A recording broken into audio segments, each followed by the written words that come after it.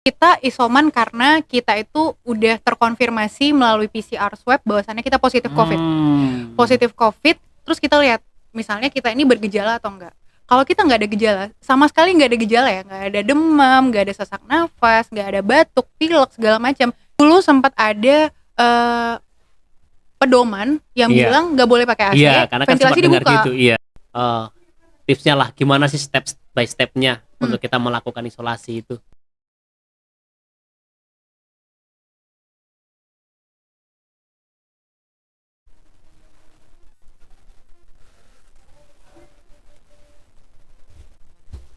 Baik, shalom saudara yang dikasih dalam nama Tuhan. Saat ini saya sedang akan berdiskusi, berbincang-bincang dalam podcast hebat bersama Dr. Amelia Misela, seorang yang dinas kerja namanya? Iya, kerja. Jaga sih dokter umum. Dinas kerja dokter umum di rumah sakit swasta Rasida. Ya. Nah, saudara yang dikasih dalam nama Tuhan, sebagaimana keadaan kita saat ini sedang ada wabah yang namanya COVID-19 ya, Dr. Sela ya. Jadi saya akan bertanya-tanya karena ada banyak orang-orang juga yang bingung. Kadang-kadang saya juga punya teman yang isoman juga, akhirnya mereka bingung gimana karena yang A pengalamannya begini, yang B pengalamannya begini. Akhirnya waktu kami punya teman yang isoman lagi, saya sarankan yang ini, saya sarankan ini, yang ya ternyata kami kan bukan orang medis. Nah, saat ini saya pengen dapat jawaban yang jelas gitu ya. Nah, saya mau bertanya terlebih dulu, sebenarnya orang yang isoman ini yang bagaimana sih?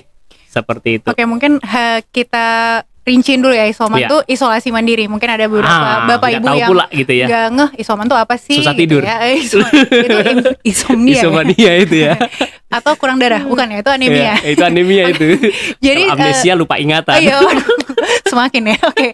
Jadi sebenarnya siapa aja sih yang boleh isoman atau yang gejalanya bagaimana sih yang boleh isolasi mandiri? Nah, sebenarnya isolasi mandiri itu hanya bisa dilakukan untuk orang-orang yang tidak memiliki gejala atau dari panduan yang lama istilahnya itu OTG atau orang tanpa gejala, atau yang bergejala ringan. Nah, yang bergejala ringan itu kadang orang suka bingung ya, kadang gejala ringan tuh yang gimana gitu, orang juga suka bingung kan yang gejala ringan tuh yang gimana. Yang pasti kita itu boleh isolasi mandiri kalau misalnya kita memastikan keadaan vital kita tuh dalam keadaan sehat atau normal. Contoh misalnya laju pernafasan kita itu 18 sampai 20 kali per menit. Jadi kalau misalnya kita nafas, ngitungnya gimana itu? Kalau misalnya kita nafas, itu hitungnya 1 kali. Dan itu kita hitung selama 60 detik atau 1 menit. Nah, harus 18 sampai 20 kali. Nah, kalau misalnya di atas 20 kali, itu ada terindikasi mungkin sesak nafas. Tapi itu perlu diperhatikan juga, kita menghitungnya saat kapan. Bisa aja kita ngitungnya, mungkin kita ngitung laju pernafasan kita setelah kita lari-lari misalnya, atau setelah kita jalan-jalan, atau habis nyetir, atau pokoknya dalam keadaan tenang itu diukurnya. Nah, kita juga harus memastikan bahwasannya saturasi oksigen kita itu di atas atau sama dengan 95%. Nah, ngukur saturasinya itu bisa pakai alat oksimetri yang kalau Bapak Ibu tahu itu yang biasa ditaruh di jari itu loh. Kalau oksimetri tadi namanya ya, itu ada di HP, sempat ada di broadcast kan. Itu menurut Kak Sela akurat nggak itu? Akurasinya bagaimana? Aku nggak tahu juga, maksudnya yang pakai handphone tuh caranya gimana. Cuman setahu aku dan secara medis juga kalau ngitung saturasi itu tetap harus pakai oksimetri alat yang harus spesial ya. Karena saya ada, saya pernah waktu mau donor darah, saya tensinya itu 113 di HP. Oksigennya normal 95 pada waktu itu. Tapi waktu dicek pakai manual itu alat tensi darah itu kan, ya itu kan cuman 90. Kan selisihnya jauh sekali gitu ya. Jadi harus nunggu lagi. Jadi kurang akurat ya. Iya sih, tetap harus pakai alat yang itu yang lebih bagus ya. Untuk kalau alat itu kita bahas alatnya terlebih dahulu karena ini juga banyak orang yang pengen tahu gitu ya. Kira-kira itu kalau saya cek di harga online gitu ya, karena saya orang online, itu beda harganya itu bisa selisihnya jauh kali gitu. Apakah ada rekomendasi seperti itu yang bagaimana? Sebenarnya nggak boleh nyebut merek sih ya kan. Ya, jangan sebut merek. Yang pasti range harganya kurang lebih tuh 90 ribuan ke atas sih ya kalau oksimetri. Nah, di mana-mana juga ya kalau ada harga pasti ada kualitas lah. Intinya kalau yang udah di bawah itu aku rasa nggak disarankan Karena sih, ada yang lebih di gitu. atas itu dan tinggi jauh kali selisihnya gitu loh. Iya, Jadi kan kadang- standarisasinya 90-an tadi ya. Kadang-kadang juga ada orang yang ngambil kesempatan dalam kesempitan juga kan, dia jualan alat medisnya malah dimahalin, padahal sebenarnya harganya nggak sampai segitu sih. Ya tahulah di bangsa kita ini gitu kan.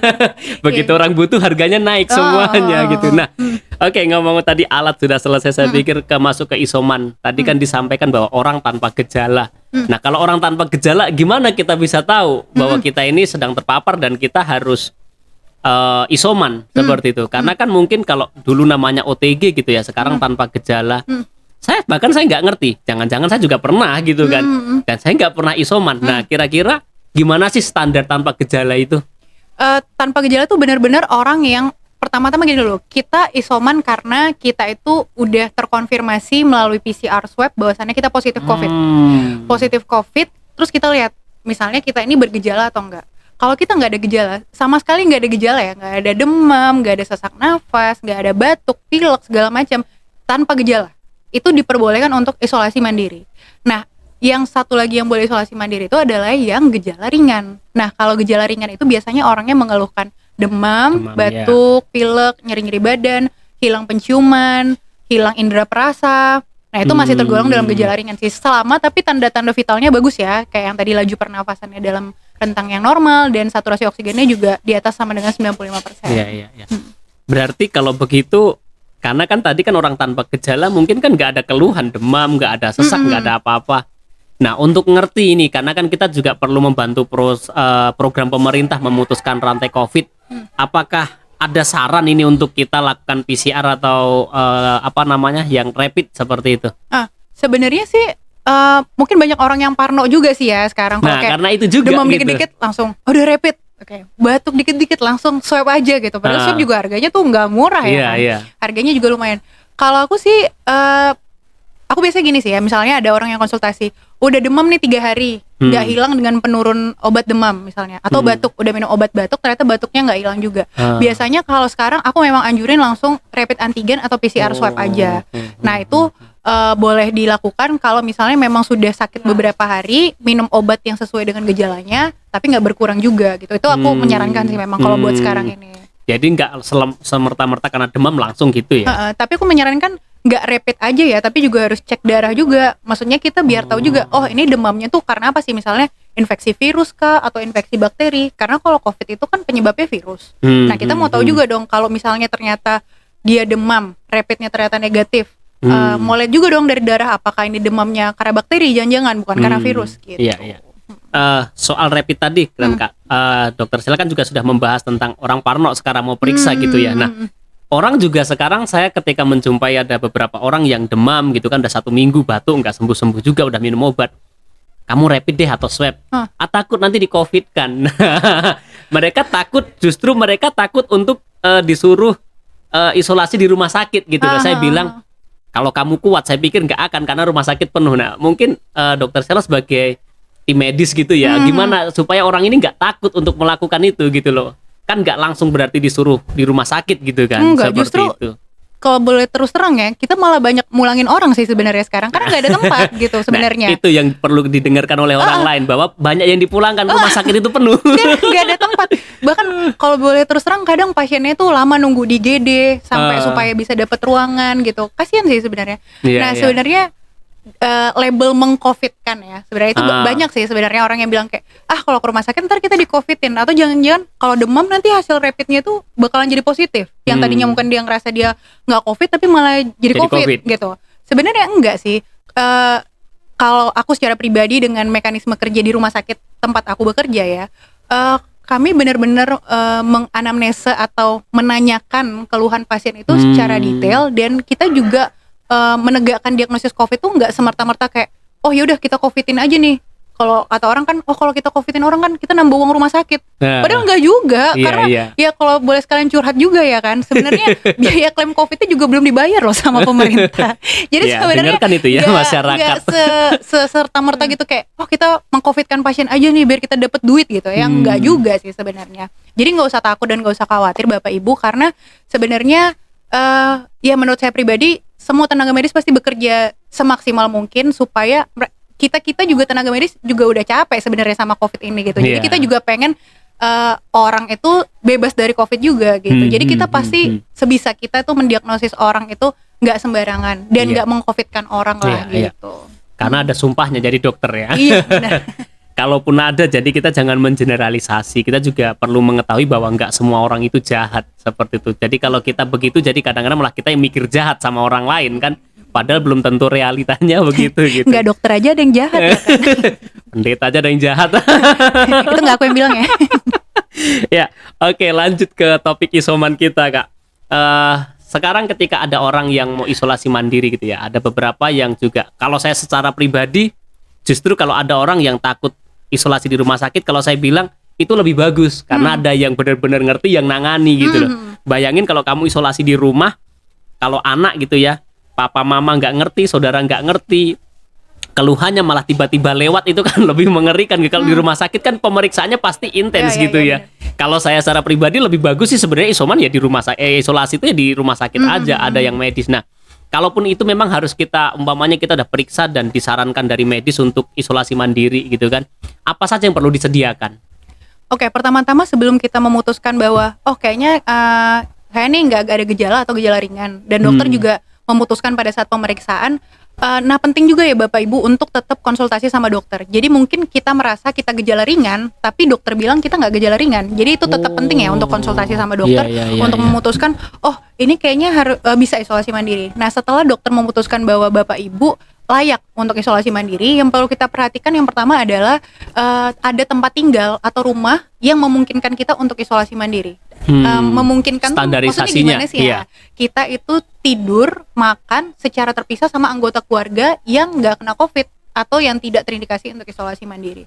Nah, memastikan juga bahwasannya rumah atau kamar yang kita gunakan itu punya ventilasi yang bagus atau adekuat. Artinya punya jendela, bisa dibuka, sinar matahari bisa masuk ke dalam kamar. Itu penting untuk kita perhatikan. Nah, langkah-langkah lain yang harus kita perhatikan pada saat kita melakukan isolasi mandiri adalah selalu pakai masker selama di dalam rumah. Kadang ada juga yang bilang, dok, tapi rumah saya tuh kamarnya cuman ada satu. Maksudnya kita harus sharing juga sama anak atau sama pasangan kita misalnya di dalam kamar.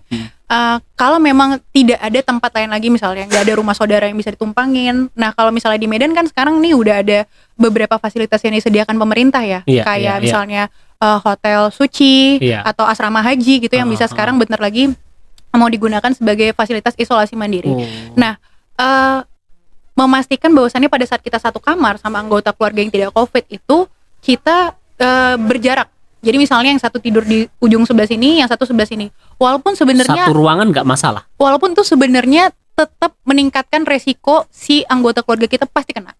Tapi memang kita nggak bisa maksa juga semua masyarakat punya kemampuan atau capability untuk bisa isoman dengan terpisah sama anggota keluarganya. Kita nggak bisa maksa juga dong Kak. Ada orang misalnya yang tinggalnya di kos-kosan. Nah itu nggak bisa kan. Terus atau mungkin pada saat dia ke tempat yang disediakan pemerintah udah full, dia nggak bisa isoman di situ. Kita nggak bisa maksa juga. Tapi salah satu triknya menurut saya adalah berjarak tidurnya, buka jendelanya, jadi ventilasi tetap jalan gitu. Dan selalu pakai masker. Nah langkah-langkah lain yang harus diperhatikan, rajin cuci tangan. Walaupun kita itu isolasi mandiri di rumah, itu cuci tangan tetap harus dilakukan.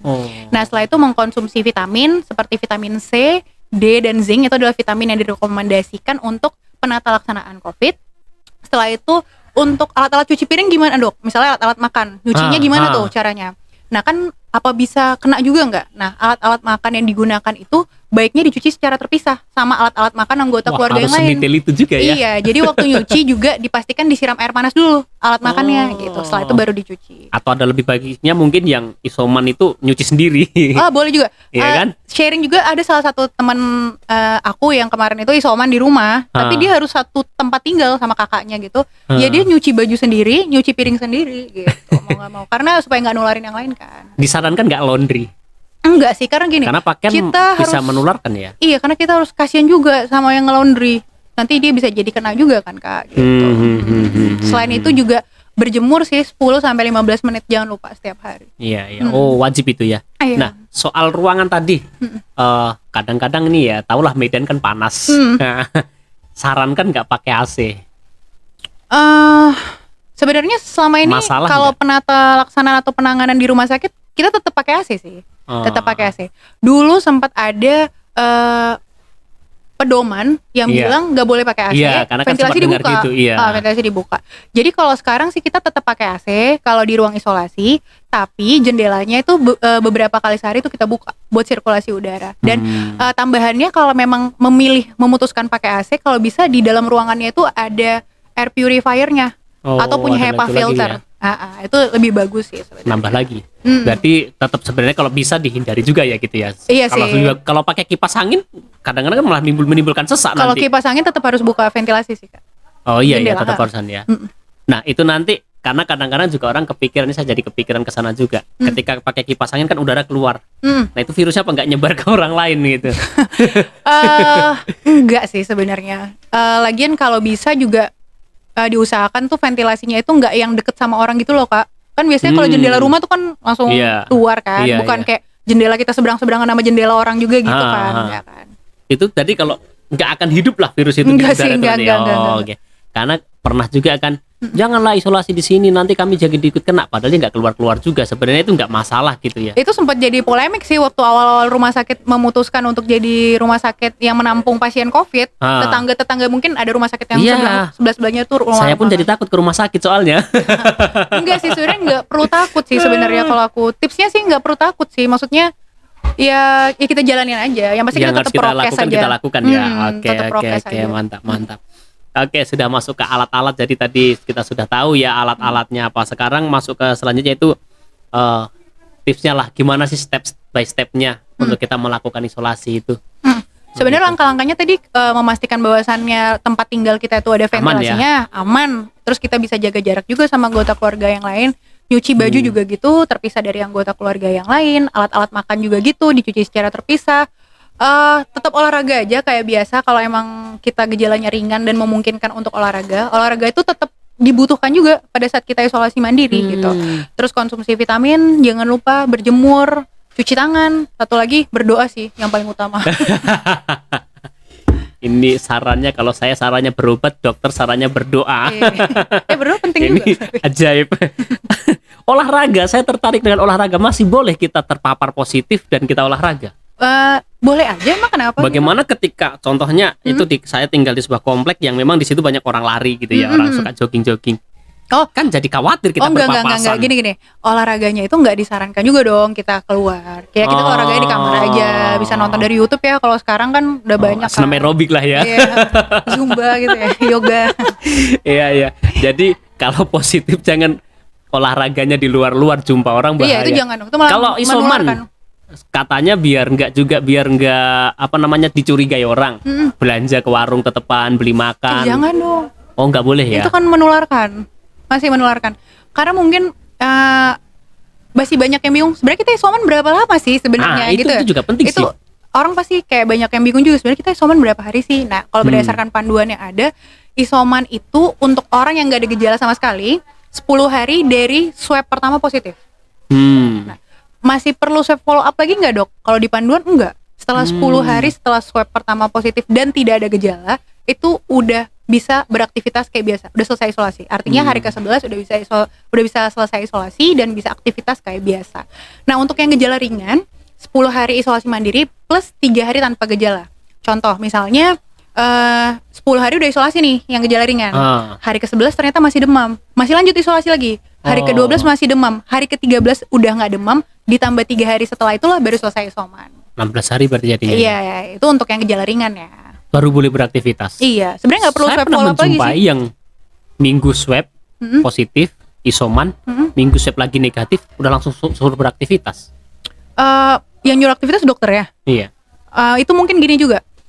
Ada kasus kayak gitu juga. Jadi waktu kami ngerawat salah satu pasiennya itu dia diambil dari 2 lab yang berbeda nih swabnya. Hasil swabnya itu dari 2 lab yang berbeda.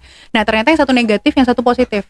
Nah, biasanya si dokter itu bisa menentukan, oh ini pasiennya boleh lanjut aktivitas, atau oh ini kayaknya cuman human error aja sih, makanya dia hasilnya positif. Itu dari gejala pasien dan hasil labnya. Makanya tadi aku bilang penting juga selain kita konsul terlebih dahulu ke dokter, jadi kita nggak swab ujuk-ujuk kita swab positif, oh yaudahlah aku udah covid nih gitu, tapi kita nggak cek lab, nggak foto dada atau foto toraks gitu. Itu perlu untuk menegakkan diagnosa juga gitu. Ya, oke. Karena ya itu dia di satu lab sih, tapi memang dari pihak tempat dia bekerja menuntut memang harus bekerja. Saya bilang, loh, kamu baru minggu swab dan sekarang baru negatif minggu lagi, besok harus sudah kerja. Ya gimana aturannya begitu, saya bilang.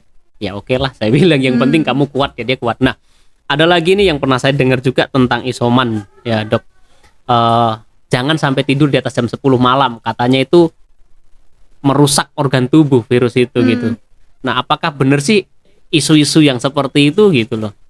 Sebenarnya sebagai orang normal nggak perlu kena COVID juga kita perlu banget tidur 8 jam satu hari gitu. Apalagi pada saat kita terserang virus atau satu penyakit, diperlukan sekali sih itu tidur yang cukup gitu. Artinya kan supaya kita bisa benar-benar fully recovery gitu, benar-benar sembuh gitu. Karena kan ada yang katanya, gimana aku mau tidur jam segini masih diteleponin saudara, masih diteleponin temen. Nah itu kan sampai jam 12 malam kan kasihan gitu loh. Saya nggak yakin sih jam 12 malam tidur sampai jam 8 pagi tanpa bangun. Pasti itu jam 6 kalau biasa bangun tetap bangun kan jadi kurang istirahat gitu loh. Jadi penting lah berarti tetap istirahat itu bagian yang penting ya. Soal juga pernah dengar yang penting banyak makan. Ini gimana itu? Gini, itu sebenarnya nggak terjadi pada orang yang sakit aja. Banyak makan tuh kayak sebagai suatu paradigma orang-orang kalau tiap sakit harus banyak makan. Padahal sebenarnya pada saat kita sakit, salah satu asupan yang kita perlukan tuh adalah tinggi protein. Jadi kalau misalnya kita banyak makan tapi isinya tuh nasi semua, karbo, nggak ada proteinnya, gimana juga tubuh kita mau recovery atau mau jadi sembuh lagi kalau kita nggak ada asupan protein gitu loh. Padahal sebenarnya pada saat kita sakit, yang diperlukan itu adalah makan makanan tinggi protein. Contohnya apa sih, Dok? Makanan tinggi protein? Telur, ikan, daging. Nah itu perlu banget untuk proses penyembuhan kita gitu. Kalau kolesterol gimana dong? Kolesterol itu kembali lagi Nanti ke pasiennya. begitu. Kembali ke pasiennya. Pasiennya ini punya penyakit komorbid atau penyakit bawaan apa enggak? Misalnya pasien ini ternyata darah tinggi. Ini untuk yang isoman ya ceritanya ya Kak. Untuk yang isoman ternyata dia darah tinggi, terus ada kolesterolnya tinggi juga. Nah itu perlu diperhatikan juga. Misalnya makannya tinggi protein telur itu mungkin orang berpikir gini ya, oh tinggi protein telur makan sama kuning-kuningnya. Padahal sebenarnya yang perlu proteinnya itu putihnya. Oh, putih telur justru yang banyak proteinnya. Iya benar, putihnya. Tapi kalau mau nyari vitamin D dari kuning telur bisa juga. Karena vitamin D juga diperlukan sih untuk pengobatan. Iya. Untuk vitamin tadi kan sempat dibahas juga vitamin, saya tambahan pertanyaannya kan udah habis yang mau saya tanyakan. Tadi kan juga harus menyediakan vitamin. Standarisasi vitamin yang dibutuhkan itu di masa pandemik seperti ini apa aja sih? Vitamin C, D, dan zinc itu perlu ya. Tapi Zinc itu kalau mungkin nggak dari vitamin, dari makanan yang terkandung apa? sama sih ikan, daging. Ikan juga tapi di situ ya? trikinya kalau misalnya kita mau ngambil vitamin dari makanan, kita harus tahu. Contoh gini, dari 1 on daging berapa sih zinc di dalamnya? Waduh. Itu kayak lebih ribet ya. Harus ngitung-ngitung lagi gitu ya. Ribet kan. Jadi baiknya sih sebenarnya aku nyaraninnya kalau sekarang itu udah banyak sih produk-produk multivitamin yang dijual bebas. Nah itu yang contain atau ingredientsnya di dalamnya udah ada vitamin C, vitamin D dan zincnya. Nah biasanya yang diperlukan kalau vitamin C sebenarnya 500 mg dalam 1 hari itu udah cukup ya untuk ukuran orang dewasa ya. Vitamin D 400 IU itu udah cukup untuk orang dewasa gitu. Siap. Oke, itu saja saya pikir yang mau saya tanyakan seputar isoman ya. Kalau ada teman-teman, saudara-saudara yang mau membuat pertanyaan-pertanyaan, boleh nanti mungkin ditulis di kolom komentar. Seperti itu ya. Terima kasih ya Dokter Sheila sudah sama-sama, bisa Pak mengisi pedoman untuk isoman. Saya percaya ini jadi berkat buat orang-orang yang mendengarkan gitu ya. Aduh, karena amin. ya banyak kebingungan di dalamnya tentang isoman, termasuk saya sendiri gitu loh. Gimana orang yang harus isoman? Ternyata isoman itu ditentukan dari hasil kedokteran juga gitu ya, dari swab tadi gitu ya, memang saran dari dokter. Nah kalau demam-demam sendiri, kalau memang minum obat nggak sembuh-sembuh, berarti memang sarannya tadi tetap lakukan itu ya. Iya tetap. Cuman Tetap aku mau lakukan. nambahin aja sih untuk anggota keluarga yang misalnya gini, kita punya anggota keluarga yang isoman, kitanya nggak isoman nih sebenarnya. Yang harus kita lakukan tuh salah satunya adalah rajin mendisinfektan permukaan-permukaan rumah. Contoh kayak gagang pintu, toilet, apalagi kalau toiletnya yang sharing sama yang isoman, itu tetap harus didisinfektan sih. Karena kan yang menggunakan toiletnya itu bukan hanya yang isoman aja, tapi yang nggak isoman juga pakai. Jadi tetap harus didisinfektan. Cara disinfektannya kayak sekarang udah banyak kayak dijual bebas. Pasti Bapak Ibu juga udah tahu sih ya ada pakai ya yang disinfektan. Ada yang spray ya. Ada Iya, yang spray cair itu juga. boleh itu ya? Boleh aja. Terus setelah kamar yang digunakan untuk isoman itu, setelah selesai isoman jangan lupa tetap didisinfektan juga gitu. Oh, siap. Dan keluarga yang sedang tidak isoman jangan lupa konsumsi vitamin juga, dan gak usah takut dan khawatir sih. Oh, ini saya jadi teringat tentang isoman dan anggota keluarga yang enggak tadi seandainya sudah negatif kan setelah 16 hari bisa beraktivitas. Nah, kira-kira berapa lama mereka bisa kembali satu kamar? Contohnya kamar cuma satu, kan kasihan tidur di luar terus gitu. Sebenarnya kalau dari panduan untuk yang tidak ada gejala 10 hari itu udah bisa langsung hari ke-11-nya udah bisa gabung aja, karena dari yang nggak bergejala setelah 10 hari isolasi itu udah nggak menularkan lagi virusnya untuk yang nggak bergejala ya. Tapi kalau bergejala ringan tetap kayak tadi 10 hari isoman plus 3 hari tanpa gejala. Itu baru virusnya nggak menularkan lagi. Oh gitu ya. Siap. Makasih ya dok ya. Iya. Tuhan memberkati kita Tuhan berkati semuanya. juga. Thank you buat saudara-saudara sudah menyaksikan. Jangan lupa kalau saudara diberkati, like, comment, dan subscribe. Oke. Dan bagikan kepada saudara-saudara supaya mereka juga mengalami berkat seperti yang kita terima pada saat ini. Thank you, Tuhan Yesus memberkati. Oke.